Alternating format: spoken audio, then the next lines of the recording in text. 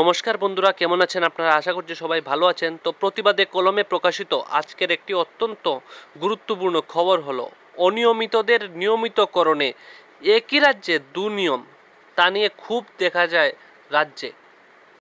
চলুন দেখে নেওয়া যাক তারা কি বলল। একই রাজ্যে অনিয়মিত কর্মীদের দুই নিয়ম চলে। সমকাজে সমবেতনের আবেদনে সাড়া পান না অনিয়মিত কর্মচারীরা, অথচ একই রাজ্যে এডিসি প্রশাসনে অনিয়মিত কর্মীদের নিয়মিত করছে এডিসি প্রশাসন। দেওয়া হচ্ছে নিয়মিত বেতনক্রম। একই রাজ্যে কর্মচারীদের দু ধরনের নিয়ম নিয়ে অশান্তির আগুন অনিয়মিত কর্মচারীদের মধ্যে। রাজ্য সরকার বেশিরভাগ দপ্তরেই অনিয়মিতদের কর্মচারীরা রয়েছেন। নিয়মিত কর্মচারীর সংখ্যা কম হয়, অনিয়মিতরাই ভরসা সরকারি অফিসগুলিতে। স্বাস্থ্য দপ্তরে 416 জন অনিয়মিত কর্মচারী রয়েছেন, তারা জেনারেল ডিউটি অ্যাটেন্ডেন্ট পদে রয়েছেন। রাজ্যের দুটি প্রধান হাসপাতালে এরা চতুর্থ শ্রেণীর কর্মচারীদের যাবতীয় দায়িত্ব পালন করছেন, এর সঙ্গে চিকিৎসকদেরও সহযোগিতা করছেন। এই অনিয়মিত কর্মীরা হাইকোর্টে সমকাজে সমবেতনের মামলা করেছিলেন, কিন্তু তাদের পক্ষে যায়নি রায়। এ নিয়ে অনিয়মিত কর্মীদের বিক্ষোভ চলছে। রাজ্য সরকারের দপ্তরগুলিতে অনিয়মিত কর্মচারীদের বেতন বাড়ানো হয় না। NHM, রেড ক্রস সোসাইটির মতো সংস্থাগুলি নিজেদের মতো করে কর্মচারীদের বেতনক্রম বাড়িয়েছে, অথচ রাজ্য আইনসেবা কর্তৃপক্ষ, আইন দপ্তর সহ আর কোনো দপ্তর অনিয়মিত কর্মচারীদের বেতন নিয়ে উদাসীন। তাদের ভবিষ্যৎ প্রসঙ্গেও কোনো পদক্ষেপ নেই কর্মকর্তাদের। অথচ একই রাজ্যে এডিসি প্রশাসনে বিভিন্ন নিয়ম চলছে।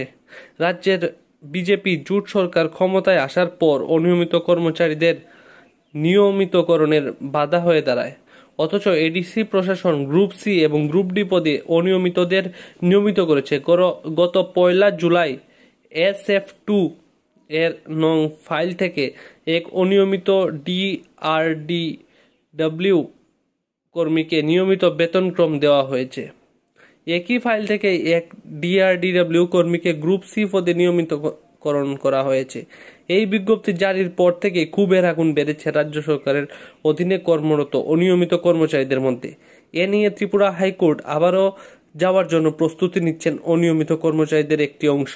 উল্লেখ্য, স্বাস্থ্য দপ্তরের DDO পদে নিয়মিত নিয়োগ করা হচ্ছে না কয়েক দশক ধরে। স্থায়ী পদে DRDW ভিত্তিতে GD এদের নিয়োগ করে হাসপাতালের দুটো চালানো হচ্ছে। নিয়মিত বেতনক্রম থেকে বঞ্চিত GD-এরা নামমাত্র দৈনিক মজুরিতে সামাজিক সুরক্ষা ছাড়া বছরের পর বছর দায়িত্ব পালন করছেন এবং অবসরে যাচ্ছেন শূন্য হাতে।